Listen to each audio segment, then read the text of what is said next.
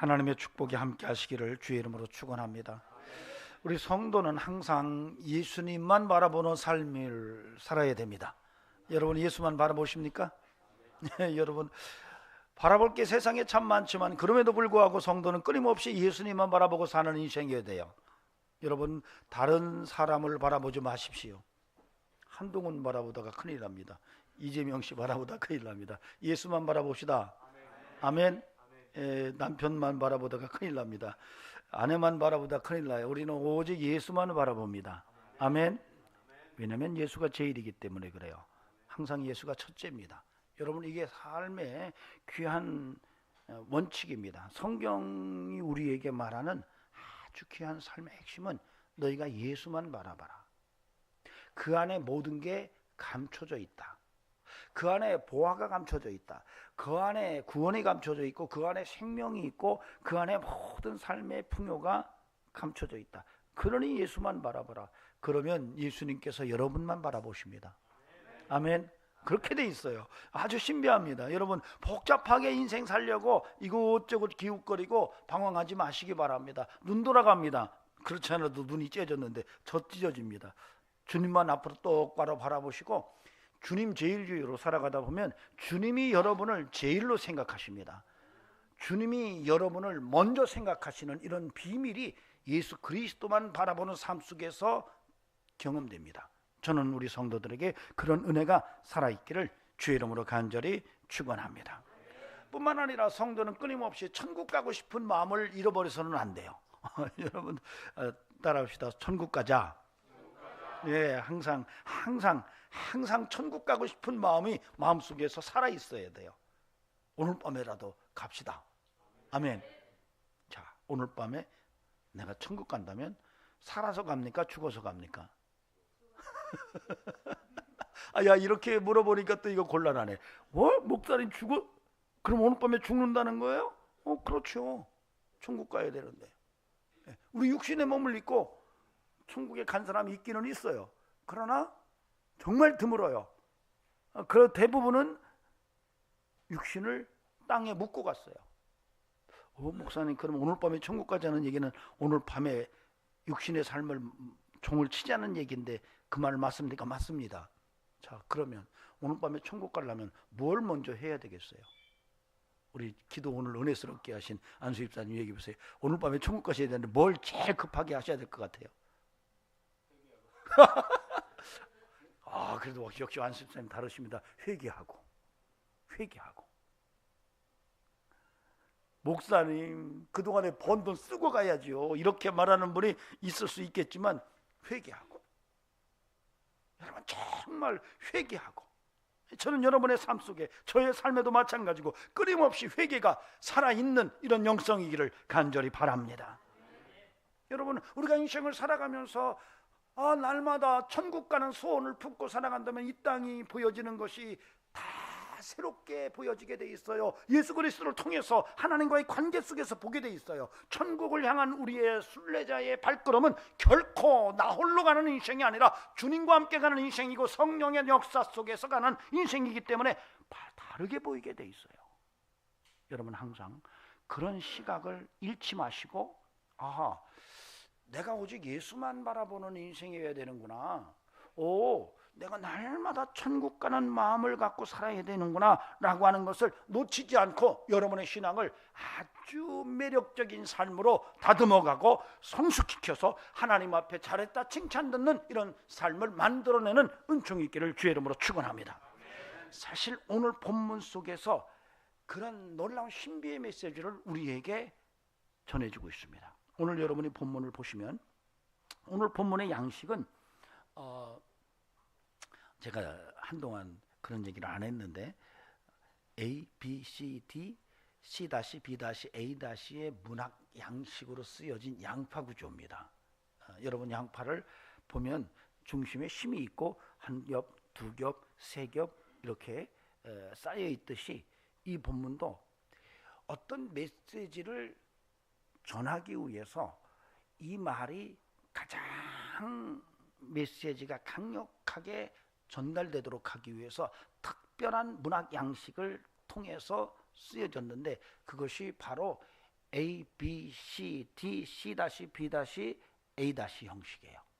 그래서 가장 중앙에 있는 그 핵심적인 축이 있고 그 축을 중심으로 해서 한 커플, 두 커플, 세 커플이 감싸고 있는 이런 문학 양식으로 쓰여졌습니다. 이렇게 쓰여졌을 때는 이 구조를 통해서 아주 메시지가 정확하게 확인이 되는 이런 모습들을 우리가 볼 수가 있습니다.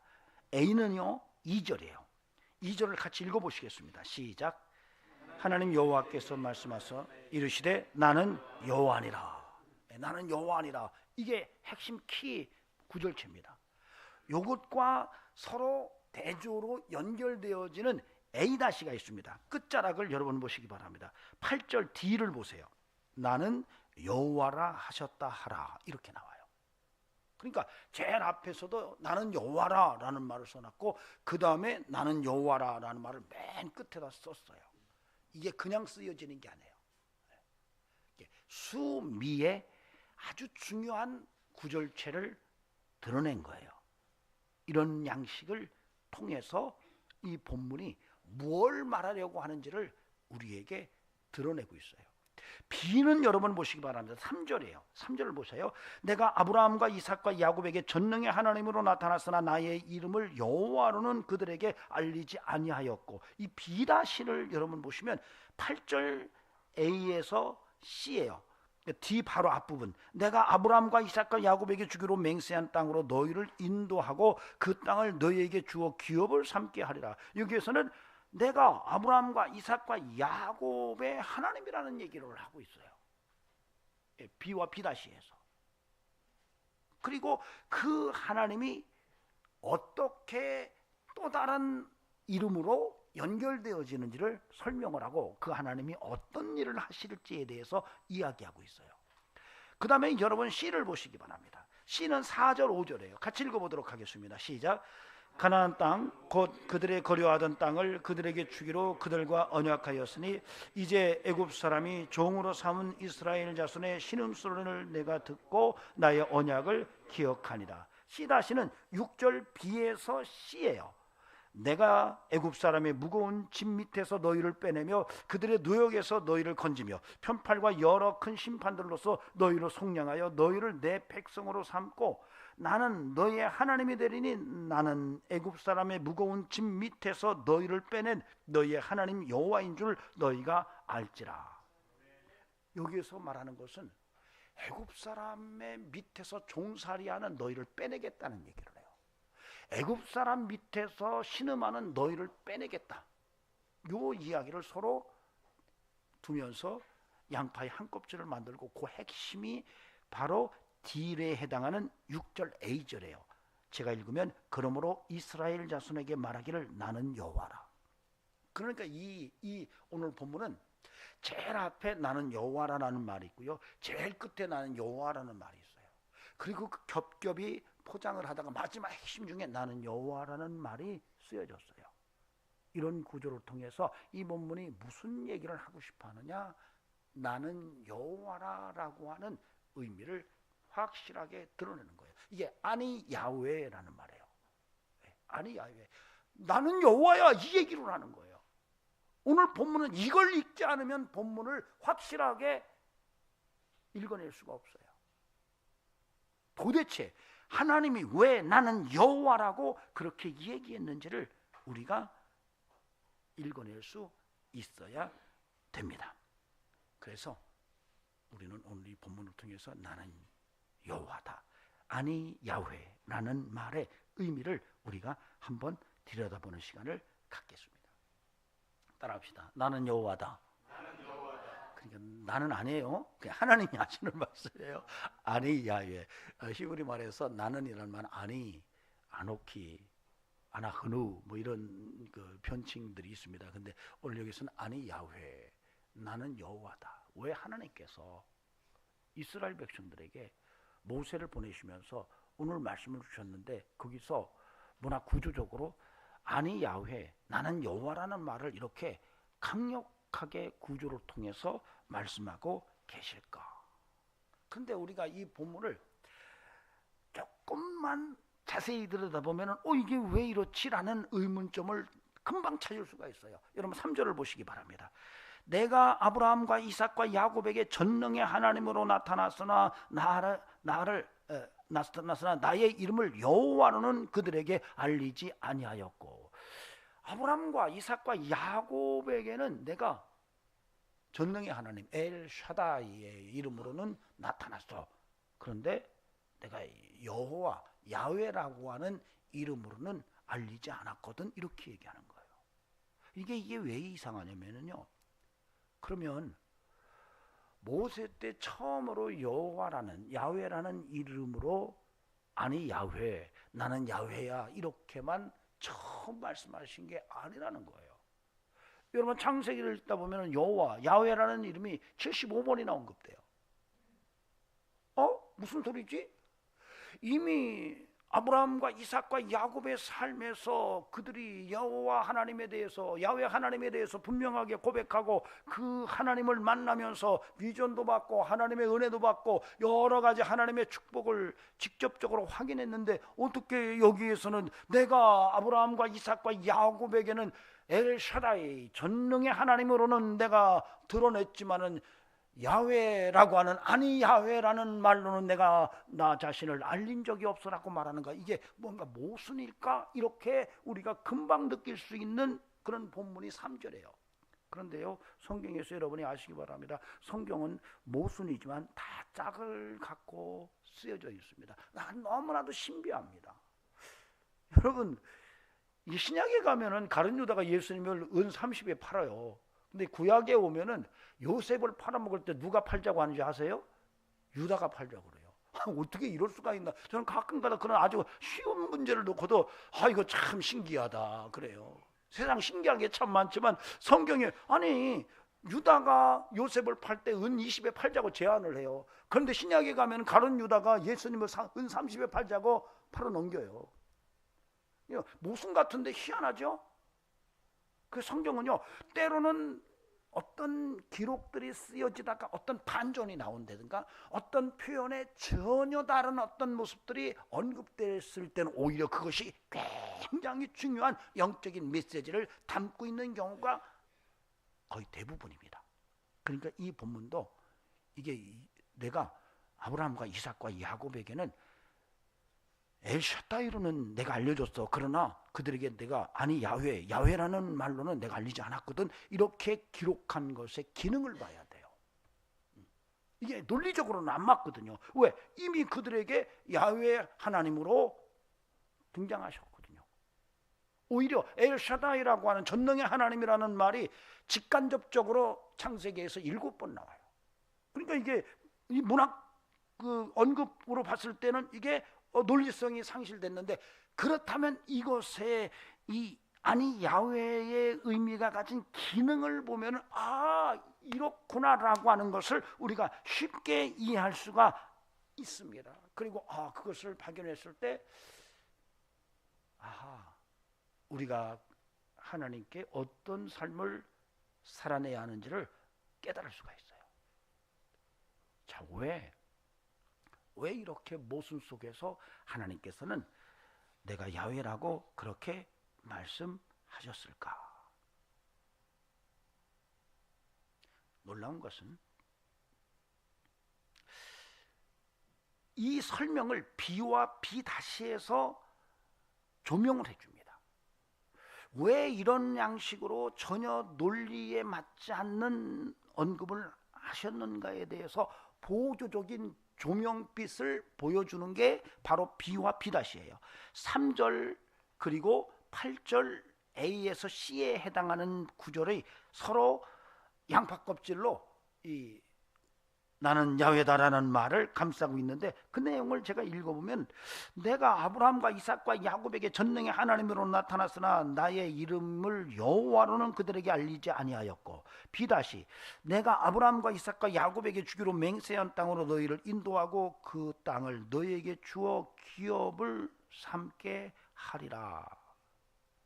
여기서 드러나는 것은 이 여호와 하나님이 약속을 기억해서 성취하시는 분임을 이야기하고, 여호와 하나님이 약속을 성취하시는 하나님인 것을 이야기하면서 출애굽을 통해서 너희들을 약속의 땅으로 끌어내시겠다라고 하는 이야기를 함축하고 있어요.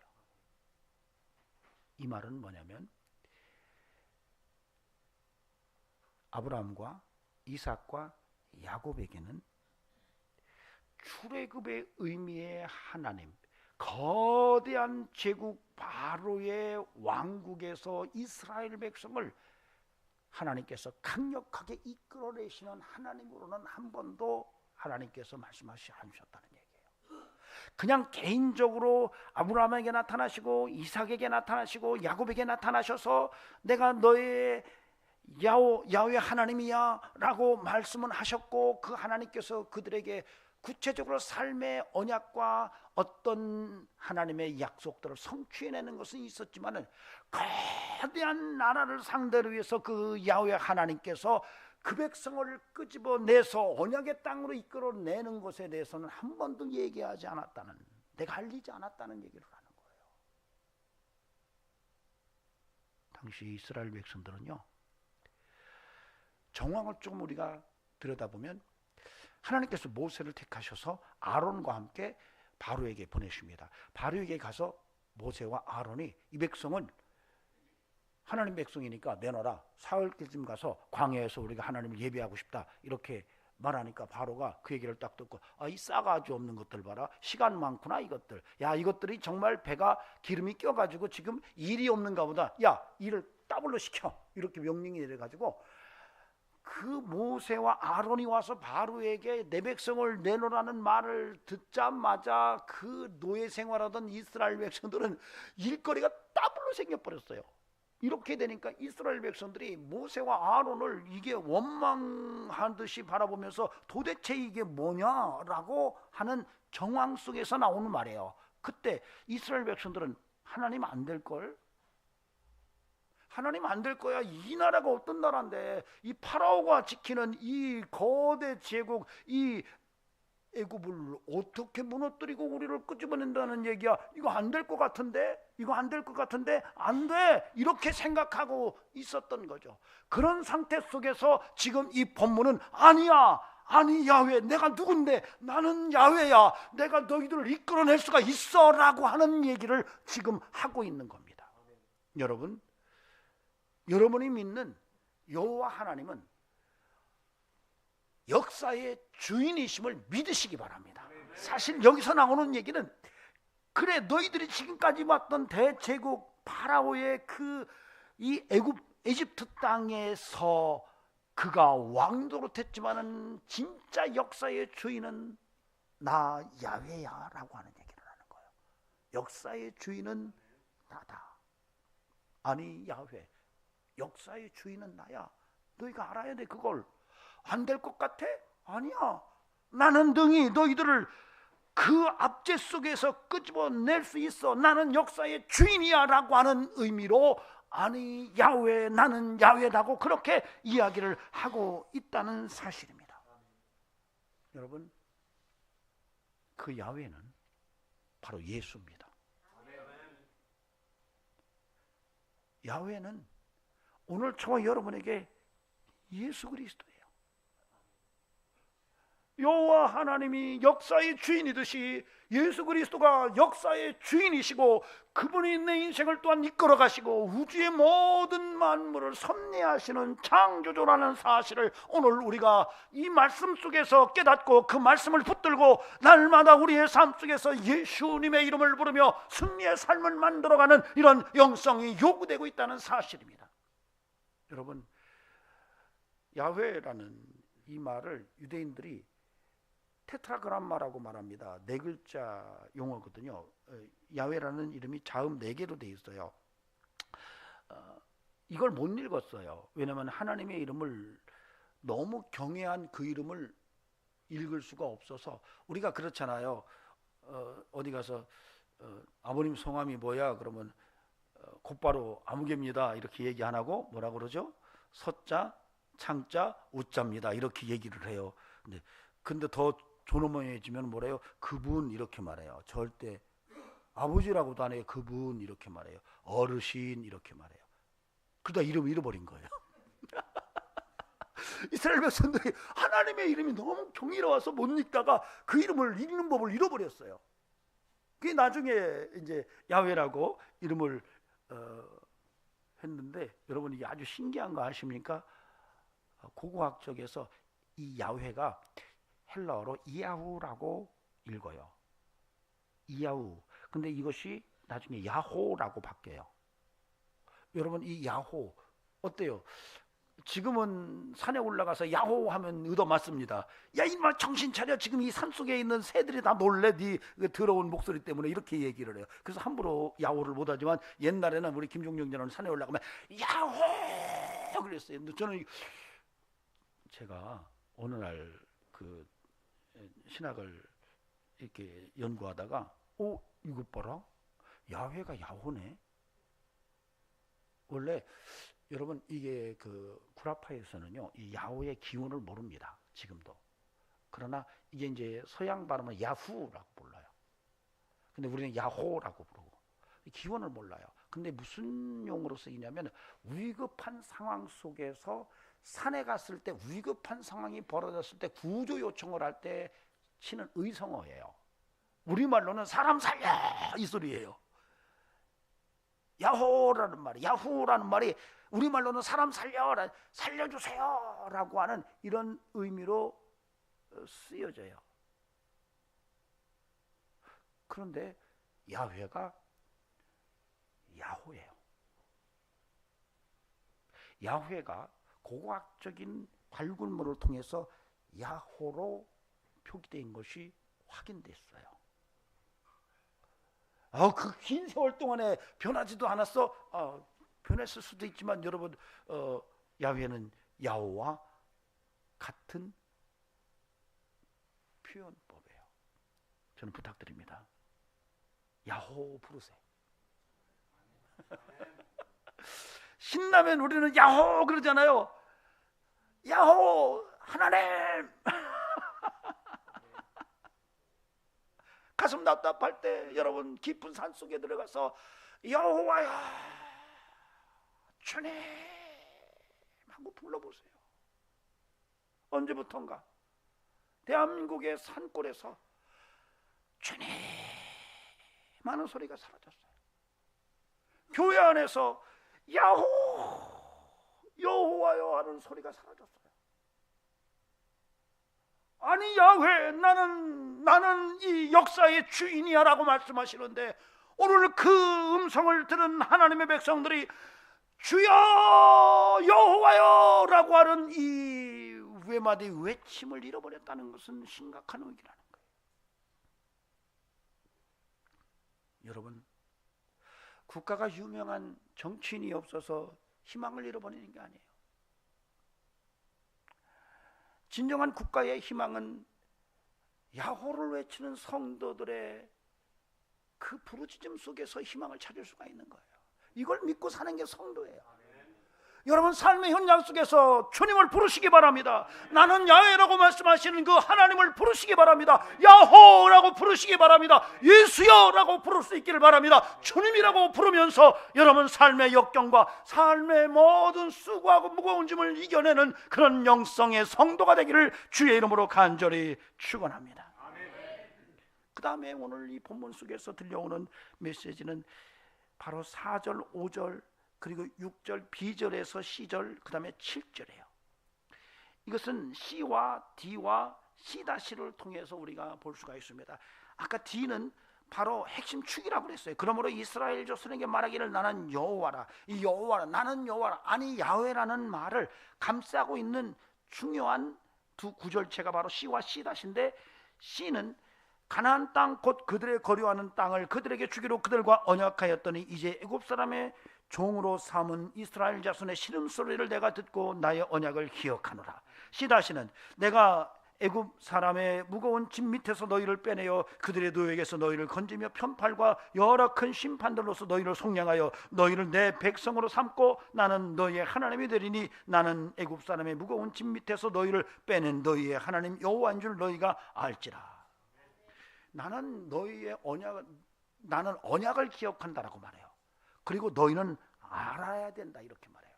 그러니까 하나님께서는 내가 언약을 기억했거든.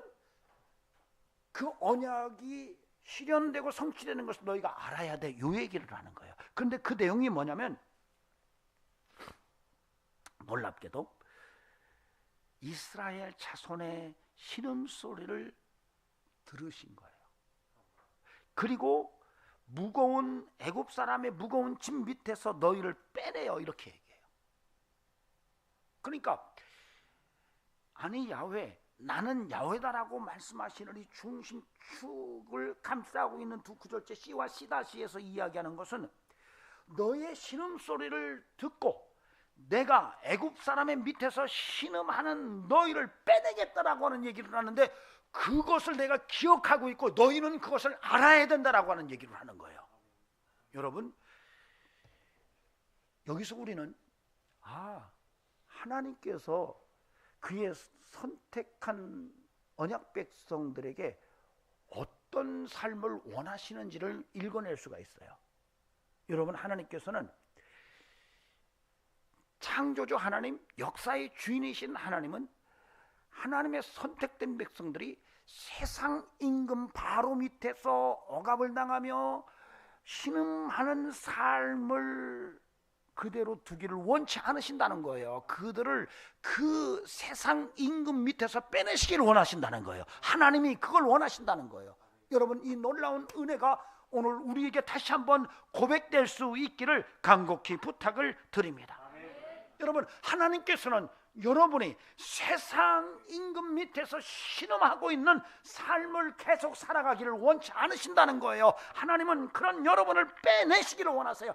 빼내시려고 하시는 거예요. 여러분, 하나님이 여러분을 수고하고 무거운 짐진 인생에서 빼내시기를 원하신다는 사실을 오늘 여기서 우리가 읽을 수가 있어야 됩니다. 여러분, 여러분에게 수고하고 무거운 짐은 뭔가요?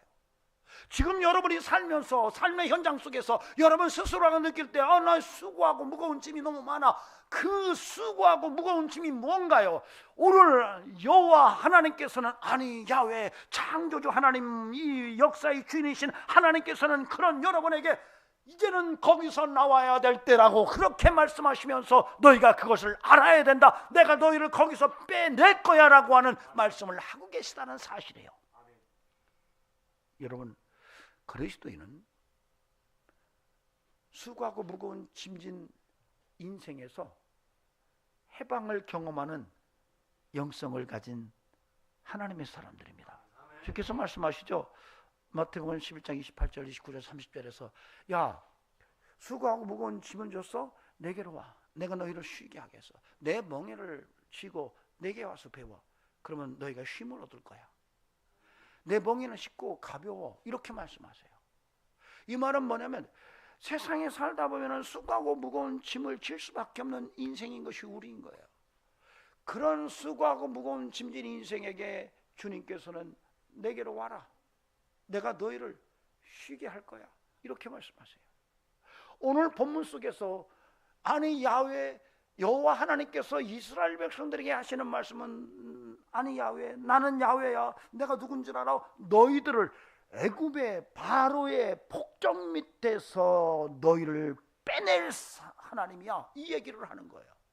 우리 하나님은 여러분이 그렇게 바로의 폭정 밑에서 신음하는 삶에서 빼내시는 하나님이심을 믿으시기 바랍니다. 아멘. 여러분, 그러므로 여러분 의지적으로 오늘 결단하셔야 돼요. 그래, 이거 내게 수고하고 무거운 짐 이거였구나. 여러분, 그냥 십자가 밑에 내려놓으시기 바랍니다. 인생을 살다 보면은 내가 원치 않든 원하든 짐이 많습니다. 근데 내려놔도 되는 짐들이 많거든요. 근데 웬일이 그걸 못 내려놔요. 그냥 꼽추 짐처럼 잔뜩 지고 힘겹게 살아갑니다. 주님 보실 때는 너무 안타까운 거예요. 내려놔라 이거예요. 어느 할머니가 버스를 탔어요. 배낭을 줬는데 막 짐을 한 짐 줬어요. 요금을 내고 들어갔어요. 의자에 앉지도 못하고 배낭을 쥐고 서 있는 거예요. 기사가 할머니 짐 내려놓으세요. 예? 제가 제 버스비만 냈거든요. 아니에요. 할머니 버스비 낼 때 그 짐값까지 다 들어간 거예요. 아이고 너무 고마워라. 그러고 내려놨대요. 내려놓으세요. 예, 여러분들 왜 무거운 짐을 여러분이 지고 있습니까? 여러분 생각할 때 이거 내려놔야 되겠다 생각하면 여러분 과감하게 내려놓으세요. 십자가 밑에 내려놓으세요. 주님의 보혈이 그 여러분의 수고하고 무거운 짐을 덮어주실 거예요. 그래서 우리가 그 수고하고 무거운 짐을 내려놓고 정말 활력 있는 인생을 다시 예수 그리스도의 멍에를 지고 사는 거예요. 여러분 이게 그리스도인의 삶이에요. 오늘 선택 백성, 언약 백성들에게 그런 메시지를 지금 주고 있는 거예요. 야, 내가 여호와야. 내가 너희들을 빼낼 거야. 너희들 나와야 돼. 근데 이스라엘 백성들은 안 될 걸 그러고 있는 거예요. 야, 안 될 걸. 우리 조상들에게는 그냥 개인적인 거였어. 이것은 거대한 국가적인 정말로 세계 대제국인 이 파라오의 밑에서 안 될 걸 그렇게 말했던 거예요. 당시 파라오가 그러잖아요. 누가 보냈어? 모세에게, 아론에게 누가 그 얘기를 하라 그랬어? 그 얘기는 뭐냐면 당시에 파라오는 신입니다. 여러분 이 애굽의 신화들을 보면은 파라오는 다 신이에요. 모든 신 중에 그야말로 대빵이에요. 그러니까 와서 뭐 여호와 하나님이 보내라고 그랬다 그러니까 뭐 웃기는 소리 마라. 나도 신인데 이렇게 얘기하고 누가 보냈어 이렇게 말하는 거예요. 그런데 그런 영향이 다 있는 이스라엘 백성들이 종살이 하다가 안 될 걸 이렇게 생각하고 있는 거예요. 여러분 안 되는 게 없어요. 여러분 인생을 살면서 수고하고 무거운 짐 십자가 밑에 내려놓으시기 바랍니다. 오늘 그런 메시지를 들을 수 있어야 돼요. 저와 여러분에게 그런 뜨거운 영성이 살아있어서 이제는 여러분 쓸모없는 짐들, 수고하고 무거운 짐들, 염려, 걱정, 근심, 두려움 다 십자가 밑에 내려놓고 예수 붙들고 정말로 이제는 야호! 아멘 하셔야 돼. 하면서 여러분의 인생을 정말 활력 있게 만들어가는 축복의 역사가 있기를 주의 이름으로 간절히 축원합니다. 여러분 인류가 이 여러 가지 그 과학적인 어떤 산물들을 많이 냈지만 그 중에 정말 어쩌면 제가 볼 때는 최고의 산물 중에 하나가 게놈 프로젝트예요. 인류의 게놈을 읽어냈다는 거. 여러분 지금은요 그 우리의 게놈 유전자 정보를 가지고 별거 다 합니다. 이제 앞으로 어마어마할 거예요. 뭐 이제 안 죽으려고 막 영생하려고 하는 꿈까지 꿀 거예요. 이 게놈 지도를 통해서. 근데 지금은 여러분 우리 김종수 집단 게놈을 그 읽어내려면은요 1000불 정도면 읽어낸다 그래요. 1000불. 이게 2003년도에는요 4억 5천만 불이었어요. 게놈을 읽어냈는데 들어가는 비용이 4억 5천만 불이었어요. 2003년도 이제는 27억 불이 들어갔어요. 그러니까 과거에는 어마어마한 1993년도부터 2003년도까지 27억 불을 들여가지고 게놈 프로젝트를 만들어냈어요. 이것이 2003년도에는 4억 5천만 불로 줄어들었고 지금은 1000불이에요. 세계가 이렇게 바뀌어가요. 그러니까 그때는 어마어마하게 중요했는데 지금은 별거 아닌 것처럼 그렇게 값이 싸졌어요. 여러분 우리가 인생을 살아가면서 그런 거예요. 이 땅에 사는 동안 엄청나게 중요한 것처럼 생각하지만 여러분 천국 가면은 그거 아무것도 아닐 수 있어요. 여러분 정신 바짝 차리시기 바랍니다. 정말 이상하게 보시면 보셨죠? 콜라병 가지고 생사를 걸고 사는 거. 어느 날 갑자기 비행기가 떨어뜨리고 콜라병 가지고 그걸 붙들고 생사를 걸고 살잖아요. 우리는 그렇지 않나요? 지금 헛된 거 붙들고 사는 거 아닙니까? 여러분 진짜 바라보고 사시기 바랍니다. 주의 명예를 배우고 삽시다. 아멘. 여러분 이제는 세상에 신음소리 내면서 수고하고 무거운 짐지고 정말 힘겹게 살지 말고 이제 내려놓으시고 십자가 밑에 내려놓으시고 주님 멍해지고 정말로 기쁨과 감사의 인생을 살아가면서 아니 야훼 나는 야훼인이다 역사의 주인이야 라고 하는 그분 앞에서 여호와여 라고 부르면서 사는 승리의 인생이 저와 여러분의 삶이 되기를 주의 이름으로 축원합니다. 기도하시겠습니다. 존귀하신 하나님, 우리의 인생 속에서 나의 삶의 주인이 하나님이심을 믿습니다. 오 하나님, 이제는 나의 인생의 주인이시고 역사의 주인이신 하나님 앞에 내 인생의 모든 수고하고 무거운 짐을 맡기고 내려놓고 십자가 밑에 내려놓고 믿음으로 승리의 삶을 살아갈 수 있도록 은총 주시기를 원합니다. 영광 받으소서. 세상을 이기고 나를 이기고 죄악을 이기고 사탄을 이기고 승리의 삶을 살아가는 찬송하는 성도 되게 하옵소서. 이제는 우리 구주 예수 그리스도의 은혜와 하나님 아버지 살아계심과 성령님의 역사하시며 오늘도 믿음 안에서 여호와를 부르며 승리의 삶을 살아가기를 원하는 귀한 심령들에게 영원토록 함께 하시기를 간절히 축원하옵나이다. 아멘.